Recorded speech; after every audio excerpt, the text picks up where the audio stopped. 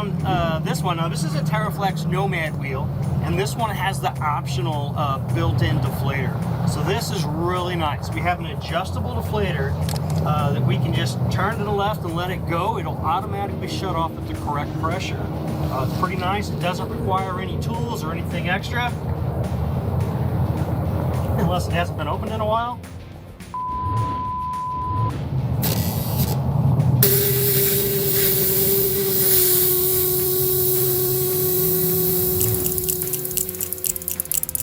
So as you can see, the deflator has shut itself off. So now I'm just going to screw it back into place. And we're good to go. Now, some other neat features about the Nomad wheel. One is that your standard Schrader valve or valve stem is in this protective piece that has a screw-on cover.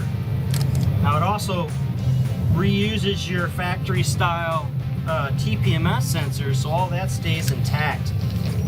The way this is reset into this area, it'd be impossible to tear the thing off. If you tore it off, you're breaking a wheel. Another neat piece about this wheel is this outer ring. There's what we call a rash ring or a bash ring. This is made out of nylon and it's colored through. So if you scratch it, it stays black. Now once it gets to the point that it's too beat up, we can just take this thing off by a couple of screws, put a new one on, boom, wheel's brand new. It's gonna be real nice. Inside the wheel, where the bead is, it has oversized lips that retain the tire much better. So you're less likely to lose a bead if you're off-road or you go down too low. This is a TeraFlex Nomad wheel, and this is a really nice one for a dual-purpose rig.